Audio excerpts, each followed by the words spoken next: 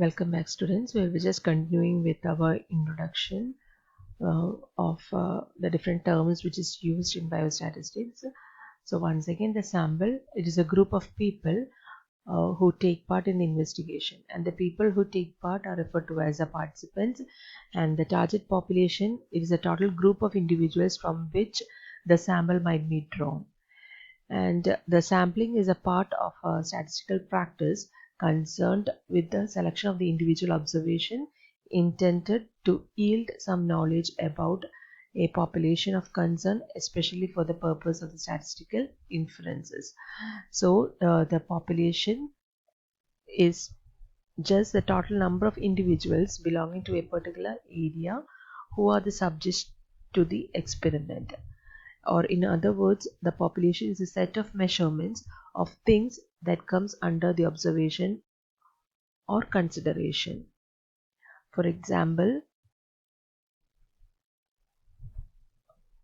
the presence or absence of hepatitis B infection in the AIDS patients in Kerala, the weight of all the students enrolled in the first semester basic zoology, etc. So these are the different examples for the population. So population can be defined as including all the people or the terms with the characteristic one wishes to understand. Or we can say that the population goals becomes a finding the representative sample of that particular population.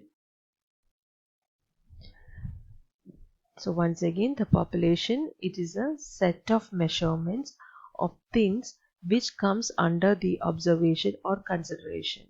So the population, if you want to study a particular matter in that particular area about the particular concern or the particular theory or particular outbreak of an disaster in that particular area, if you want to study that area, that individuals present in that area will be considered as a population.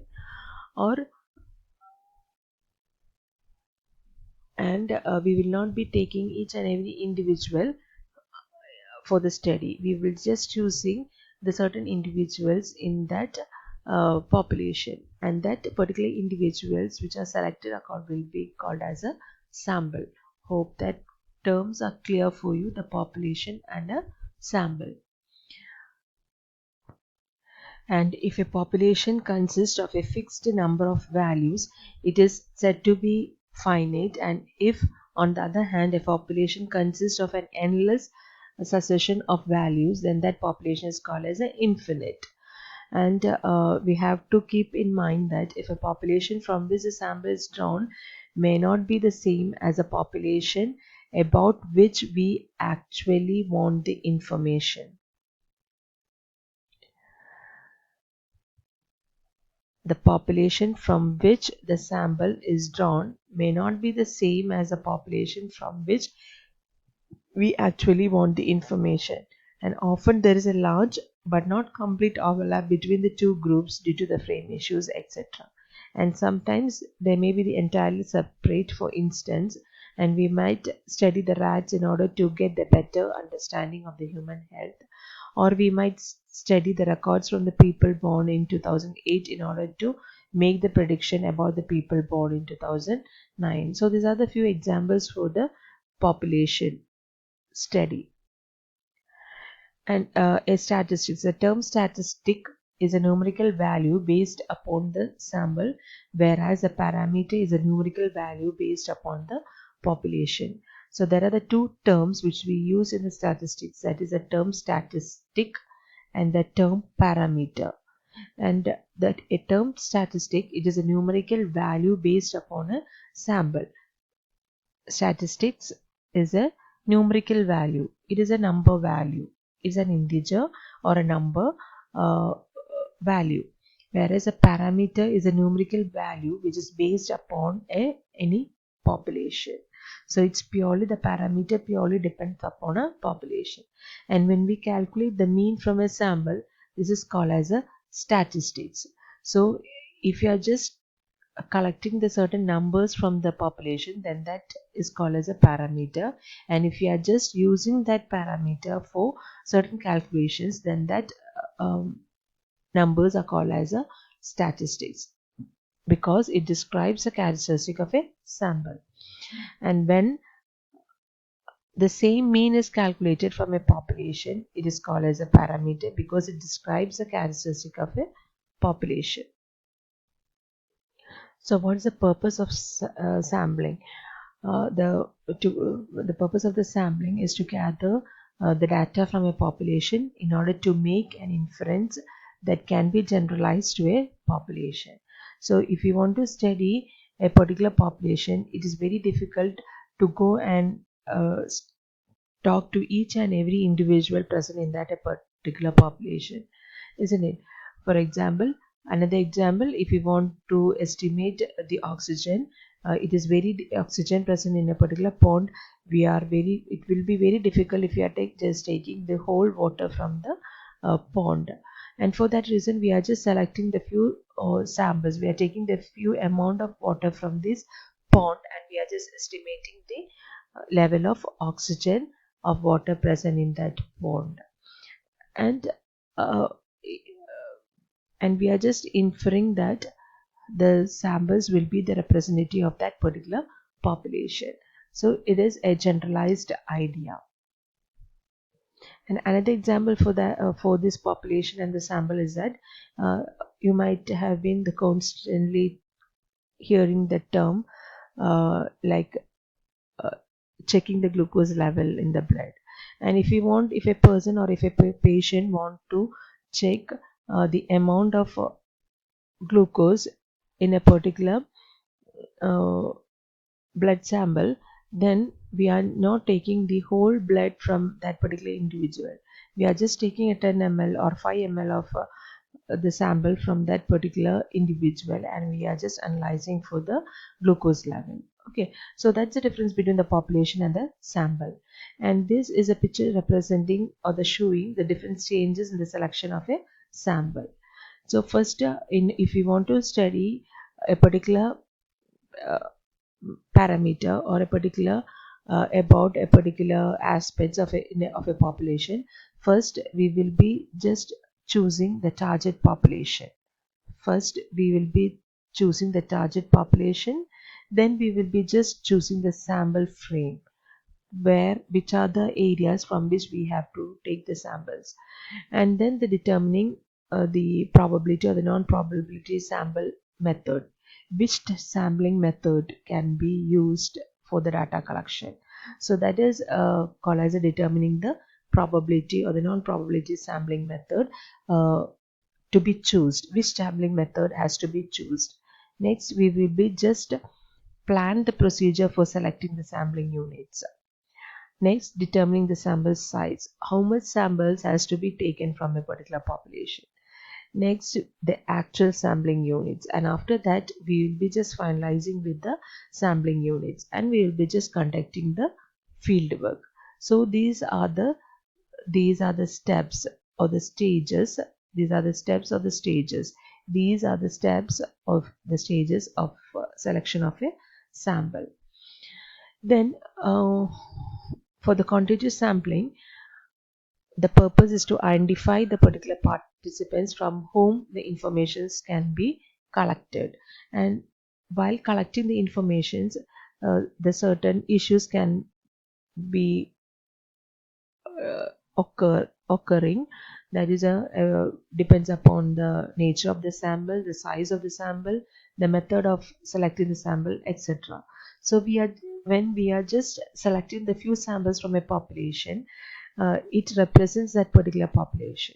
Okay, so if you are not choosing the correct sample, then it may reflect the work or the inference.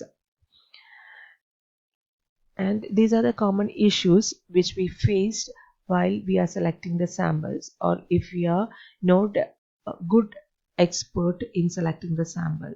The first issue, it is a representation issue, the extent to which a sample is representative of a population. So the representation of a sample,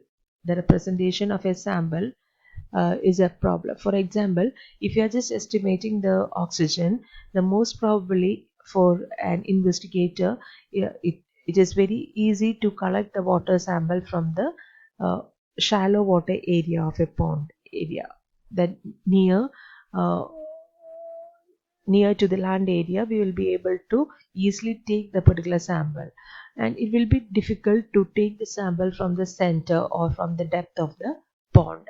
So we are just we the investigator are just determining the area from where we have to collect the sample. So that is mere a representation that can cause error.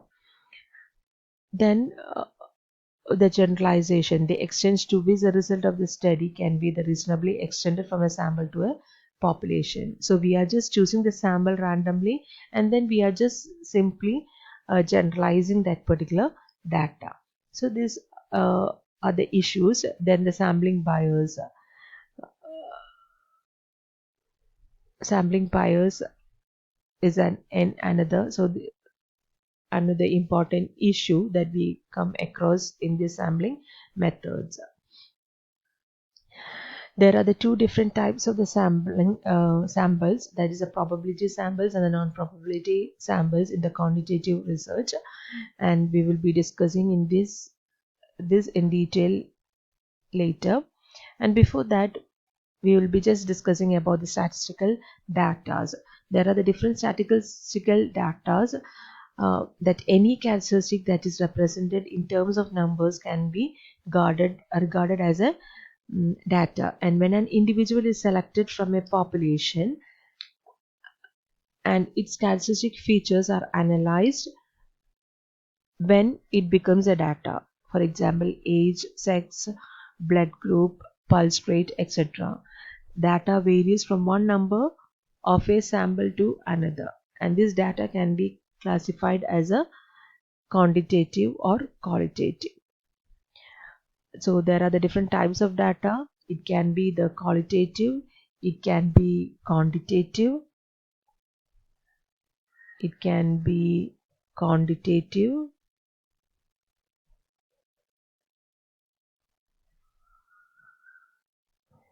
so it can be a qualitative data, it can be a quantitative data. So a quantitative data is the numerical values arising from the counts or the measurements. The measurements made on the quantitative variables vary the concept of amount. So quantity, in terms of quantity, those data which we are able to collect in terms of quantities comes under the quantitative data. For example, the weight of an individual, the weight of a cat, the age of the patient, etc. comes under the quantitative data, which we are able to say in a quantity. Whereas in qualitative data, any data that express the quality or the attributes of an entity is called as a qualitative data, and it arises when the individuals are assigned to a specific group or classes based upon any quality. For example, the male and the female, then based upon the sex, that is the male and the female, then based upon the eye color, then based upon the any based upon the mark, the individuals are classified into group A and group B, or based upon the mark they have scored, they will be categorized into the distinction scored students, first class students, etc. So that is a qualitative, based upon the qualitative.